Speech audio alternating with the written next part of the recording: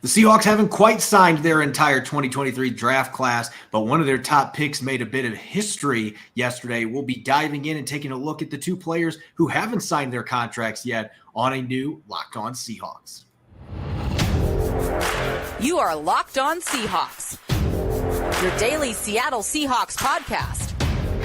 Part of the Locked On Podcast Network, your team every day.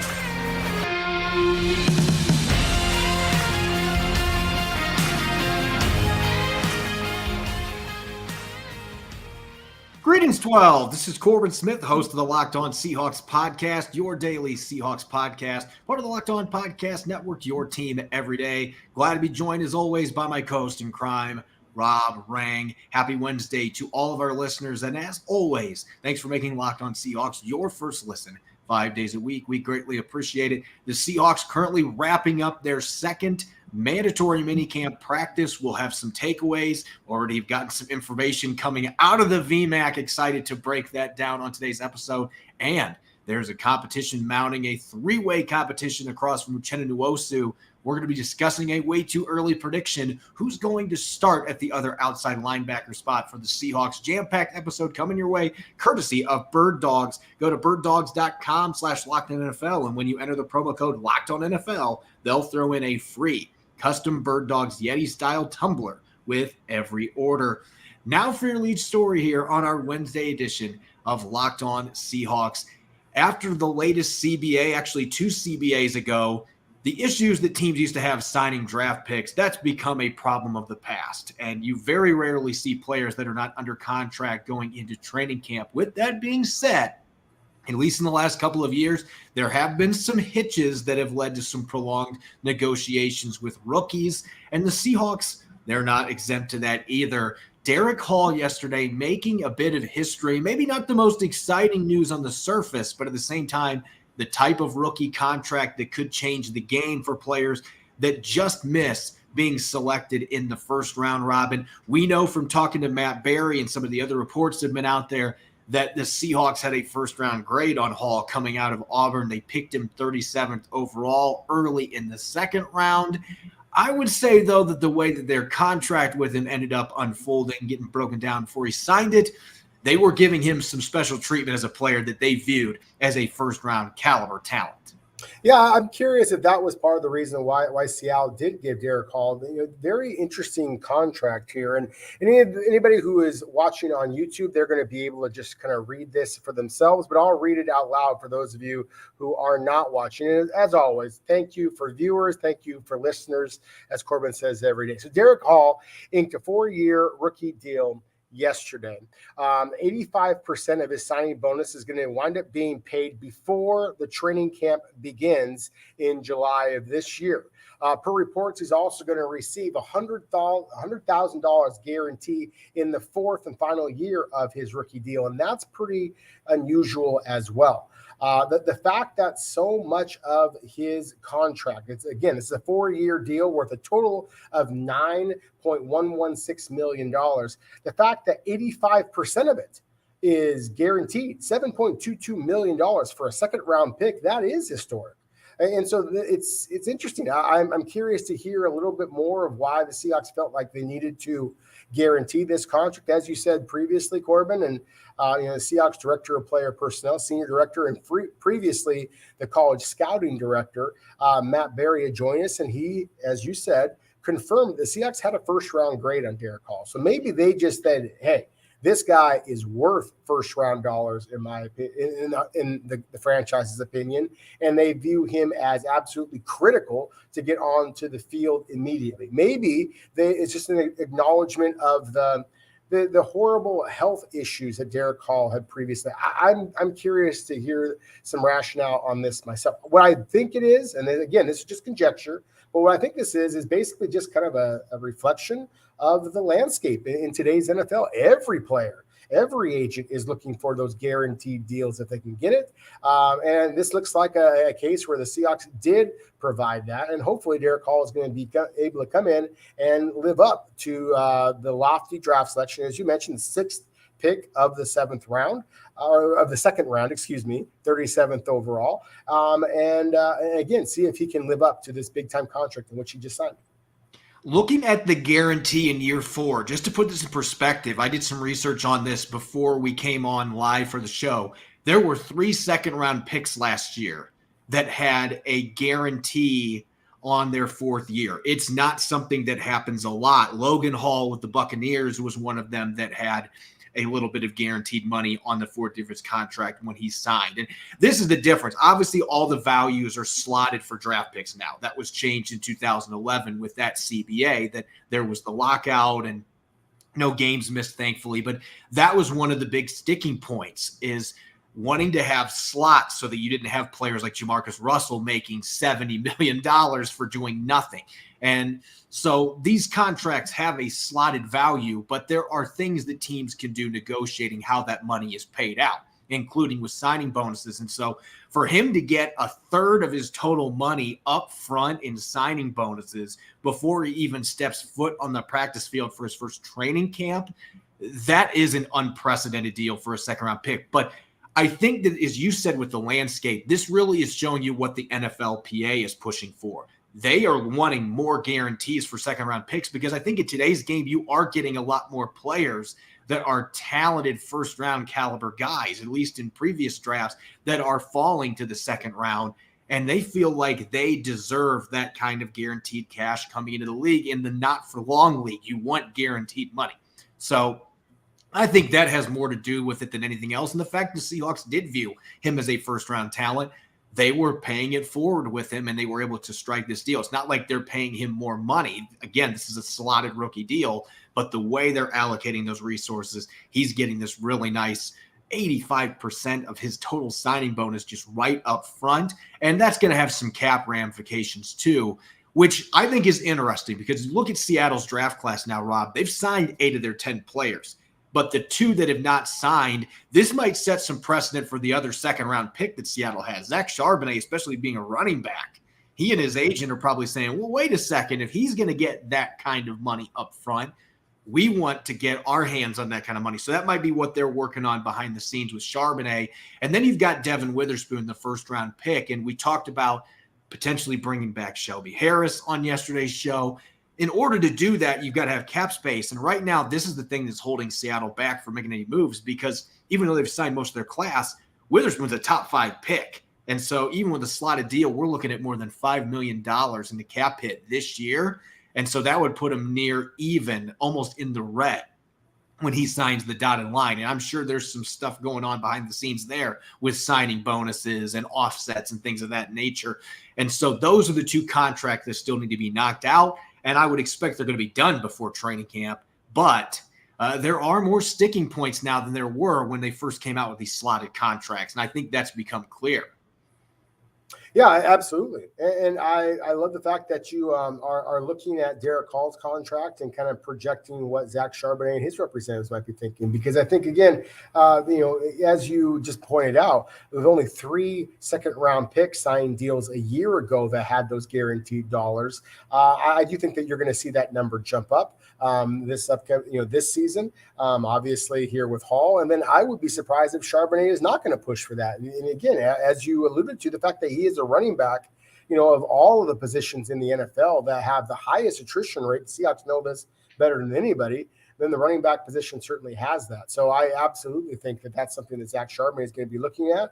And then the fact that you mentioned just the salary cap massaging that the Seahawks have to do at this point. I think that absolutely is playing into some of it as well. I think that Seattle is trying to push some of that money to the year that makes the most sense for their particular salary cap structure. And that may not be in 2023. Maybe it's in 2024, or wherever the case might be. But again, as we're going to be discussing a little bit later today, Corbin, Seattle has a number of similarly gifted edge rushers with Darrell Taylor, arguably the most gifted of them in terms of just pure pass rushing, up for the final entering the final year of his rookie contract, of course, this upcoming season. So I do think that it's interesting how the Seahawks are dealing with the dollars that they are allocating towards Hall and kind of complementing that along with Taylor, Boye-Mafe, and the rest of Seattle's edge rushers. Yeah, the thing is, there's going to be a lot of continuity with this team, or at least we expect going into next year. And I think the Seahawks are really trying to set themselves up where next year that they've got a little bit more flexibility and they've still got some room to be able to spend if they want to add another player here. They're trying to balance that act here, and that's not easy. That's why general managers and cap gurus like Matt Thomas, that's why they make good money, because they have very challenging jobs. So we'll see what happens. I would expect that all 10 rookies are going to be under contract in the very near future. Witherspoon's deal is going to get done. Charbonnet's deal is going to get done, but this may create a few more issues for the Seahawks getting those final 2 contracts done because, again, this was an unprecedented deal all around. Or a second-round pick in Derick Hall that may change the game for second-round picks in general. Coming up next, minicamp is underway, day 2. We've already gotten a few takeaways coming out of the VMAC, some interesting things. We're also going to discuss a few things we noticed in yesterday's practice with a little more information coming our way. So we're going to dive into day 2 observations coming up next here on our Wednesday edition of Locked On Seahawks. This episode is brought your way by Bird Dogs. Putting it simply, Bird Dogs make you look and feel good. You won't want to take them off. Bird Dogs stretch khaki shorts are designed to fit slimmer through the thigh and leg, giving you a truly sculpted look. And Bird Dog shorts do the exact same thing as Lululemon, but fit way better. Unlike regular shorts, Bird Dogs aren't made of a stiff, restricting cotton, keeping you comfortable year-round. Take my word for it, whether I'm heading to a road game to cover the Seahawks or chilling at my house preparing for a podcast like the one we're doing right now, I'm always sporting Bird Dog shorts and joggers. I've got a pair of joggers on right now as we speak because they are incredibly comfortable. They don't restrict your movement. They keep that slim look, and the sweat-wicking fabric keeps me cool and dry all year long, no matter what the elements. I can't recommend Bird Dogs enough. You need to try them out. They're incredible products, whether it's their shorts, their joggers, their khakis. They're all extremely comfortable and keep you cold and dry all day long. Go to birddogs.com/LockedOnNFL. Enter promo code LockedOnNFL for a free Yeti-style tumbler with your order. That's birddogs.com/LockedOnNFL for a free Yeti-style tumbler. You won't want to take your Bird Dogs off. We promise you. You're listening to the Wednesday edition of Locked On Seahawks. I'm your host, Corbin Smith. Glad to be joined, as always, by my co-host in crime, Rob Rang. And a special thanks to all the 12s out there for making Locked On Seahawks your first listen 5 days a week. For our everydayers, we're going to have the great wordsmith himself, Jackson Bevins, joining the show tomorrow to break down everything Seahawks, whether it's minicamp, looking at the new weapons on offense. Did they do enough on the defensive line?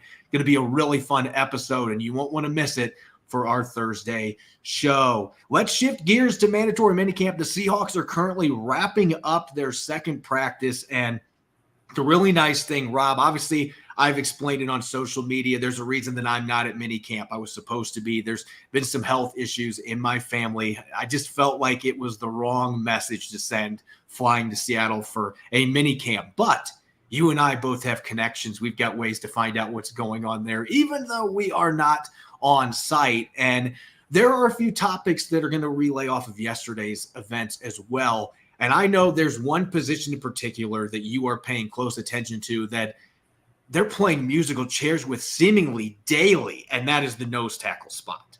Yeah, exactly, Corbin. I mean, when the draft ended, as excited as I was about all the different collection of talent that Seattle got, and starting off with the cornerback and the wide receiver in the first round, and I just kind of kept going back to this silly little commercial that was back in the 80s with Jack in the Box. It says, "Where's the beef?" And I just kind of kept going back to the fact that Seattle finished 30th in the NFL in run defense a year ago, and that San Francisco just looks that much bigger and stronger moving forward.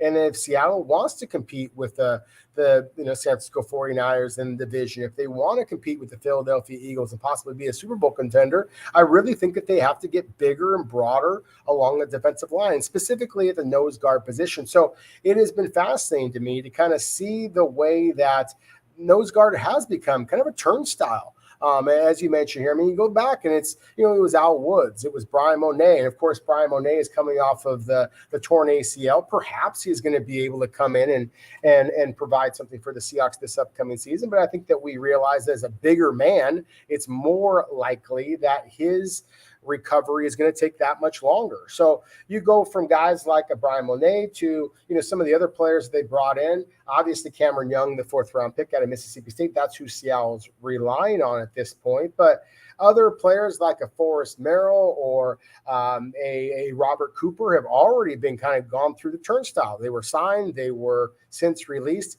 The most recent player that Seattle re-signed is Jacob Sykes, and he's a 6'3", 280-pounder. That there's been some talk out there that Seattle might use him at the nose guard position. But if they are, he's going to make Poona Ford look massive. And so, again, there's a lot of different body types that Seattle is going to be circulating through that defensive line. And to me, that is definitely something that I am focusing in on. And just seeing, during the mini camps, of course, there can't be that much live contact or anything like that. So you're not really going to be able to see defensive linemen. But it's just the fact that it seems like every single time I send a text or I watch some video that I'm seeing another big man out there lining up on, at a zero technique. I mean, that to me is alarming. It's something Mia Kimes talked about a little bit when we had her on our program as well. So yeah, until further notice, the line of scrimmage has got to be, I think, where most Seahawks eyes have to be paying most attention to. Yeah, I think you and I were expecting that Forrest Merrill was going to come in and be a guy that maybe could compete with Cameron Young for some snaps. And after a week and a half, he's gone. And then Latrell Bumpus, a rookie they liked out of Tennessee, now he's on injured reserve. So something happened on the practice field, and now he's done for the season. They're hanging on to him for a redshirt year to develop. But he's another guy that 280 to 285 pound range. Jonah Tavai is the same kind of player. He's shorter, so he's a little more stocky to fit that profile to play nose. But it does seem like they are looking at some different body types than what we've seen them have in the past. Now, Merrill was that 330-plus pound space plugger. But right now, they just don't have a guy like that on the roster, and so they are playing musical chairs. It does feel like there's a different player every day. I do have some intrigue with Jacob Sykes, not just because he's a Harvard grad with Harvard graduate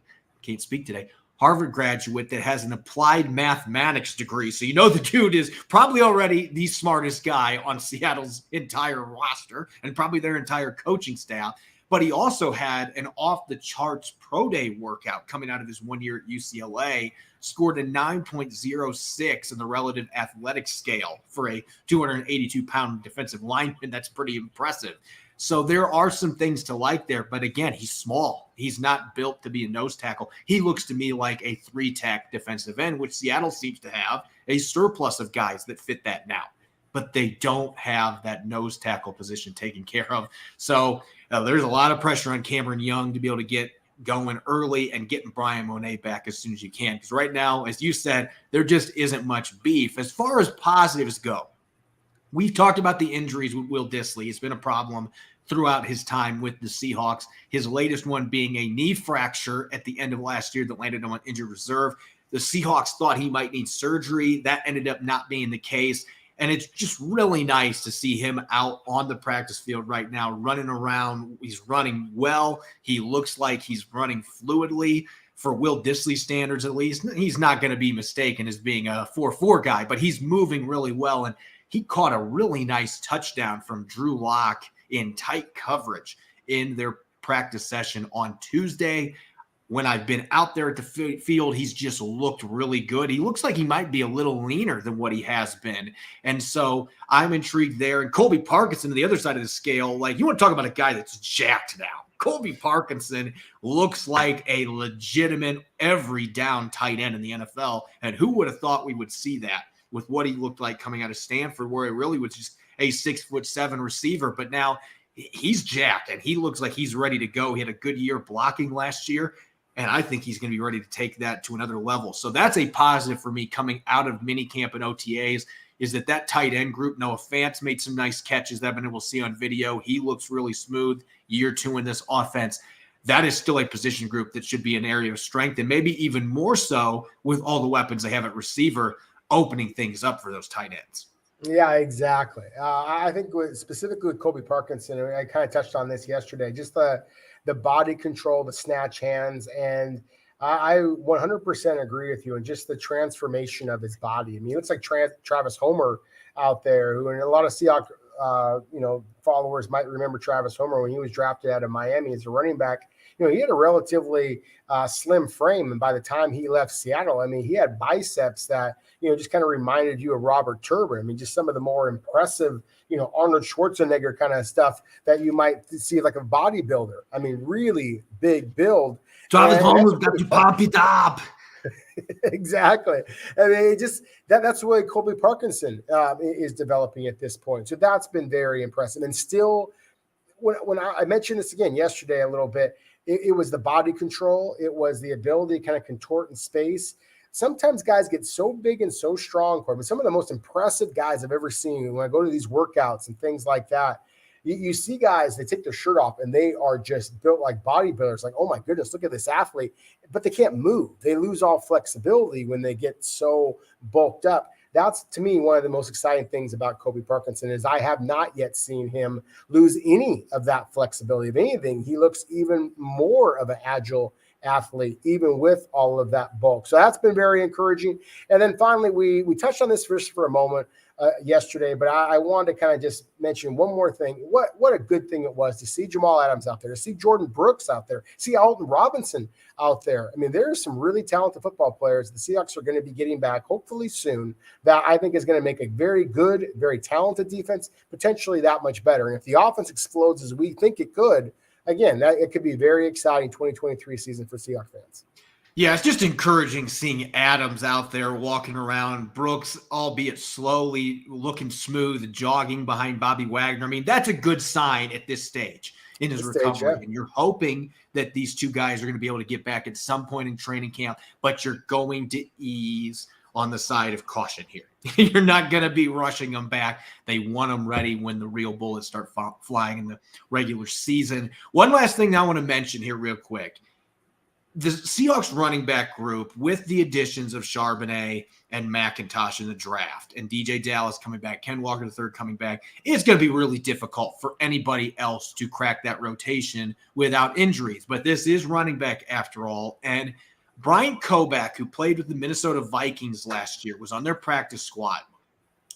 I was watching him do some drill work during OTAs on the field, and I was like, who is this guy? And I started doing more research, and over 4,000 rushing yards at Toledo, 45 rushing touchdowns. He's built like the Seahawks like their running backs. He's 6 foot, 210 pounds. He's rock solid. And oh, by the way, his athletic testing numbers were on par or better than Bijan Robinson, who was picked 8th overall this year. And I'm not saying he's Bijan Robinson, but extremely productive, had a lot of receptions at Toledo as well. So he is a sleeper that I am keeping an eye on, because a guy like that has got that kind of athleticism, that kind of production, did some nice things for the Vikings, but wasn't quite able to make their roster last year. Those are the kind of guys you always want to keep an eye on, especially at that position with the injuries that happen there.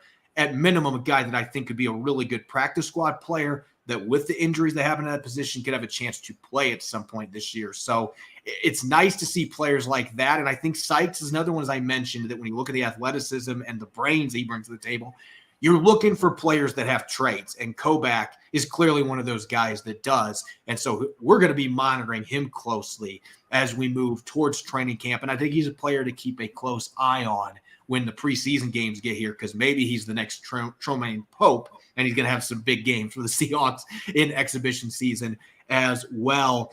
Let's shift gears to competition season here. And so far, we've been focusing heavily on the offensive line, and for good reason. I think maybe the two biggest competitions that are going to play out for the Seahawks in training camp are at center and right guard.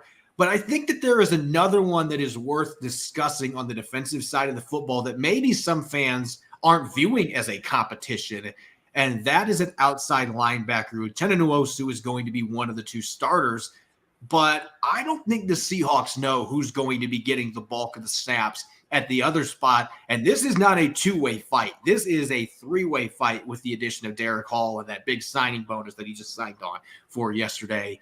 And so we asked our fans, as we've been doing, way too early predictions, who's going to start. And again, thank you to all the 12s out there. We had over 860 total votes here on our poll, and it was only a 2.5-hour poll. So you guys keep bringing it day in, day out. Darrell Taylor wins this one fairly handily, 49% of the votes, 423 votes total. Boye Mafe coming in second at 26, and just behind him at 25%, the rookie Derick Hall out of Auburn. So fans seem to be believing, 50% majority, almost 50% majority, that Darrell Taylor is going to be the guy, at least at the beginning of the season like last year. But I don't think this is a cut and dry position battle. I don't think Darrell Taylor's going into this training camp as the starter and it's locked up by any means. And I think the other two guys very much could have a say in what happens at that position. Yeah, I 100% agree, and I think that our listeners agree as well. I mean, I don't want to extrapolate the numbers too far and kind of overwhelm my public school math here, but basically what our numbers suggest is that if you ask for people who is going to be the edge rusher opposite Uchenna Nwosu for the Seahawks, 2 of those 4 would say Darrell Taylor, and 1 each would say either Boye Mafe or Derick Hall. And so I think that's a really good reflection of kind of the way I feel as well. As I do think that Darrell Taylor, because of his experience, because of his, in my opinion, better initial burst and definitely better bend around the corner, I think that he can be the best pass rusher. I don't think that he is as good against the run as Boye Mafe already is, and what I think that Derick Hall could be. I don't think that Darrell Taylor is either as physical as either of those 2 players either. So again, if it's about pass rushing, I do think that Darrell Taylor can win the job. I think that he is going to get more sacks than either Boye Mafe or Derick Hall. But if you're looking for all-around game, and of course, as the starter, that means you are starting on first down, where the opponent is going to be running the football a lot. I think that there is a very good chance that Boye Mafe is going to be able to kind of take that second step in his second season in the NFL. We saw some flashes of it a year ago. You, Corbin, of course, point out several times last year that statistically, Boye Mafe should have been on the field a little bit more. There's a lot of evidence to suggest that Seattle's defense played better when he was on the field. And I'm really encouraged by Derick Hall. Obviously, the Seahawks are as well. We talked about the contract that they gave him. But I just see a guy who's very, very physical, who's very, very tough, and then just kind of plays a little bit more polished than I think that Darrell Taylor was when he originally entered the NFL. And, of course, a big part of that obviously had to do with the fact that he was coming off of a significant injury that kind of ruined a lot of his final season in Tennessee. With Boye Mafe, I always saw a guy who was an elite athlete, but definitely still had some work to do. Yeah. To me, Derick Hall is the most polished coming out of college of the 3, and that's why I do think that he has a realistic chance, and somebody the Seahawks fans should very much be paying attention to, because I do think that this edge rusher group is going to make one heck of a fascinating competition.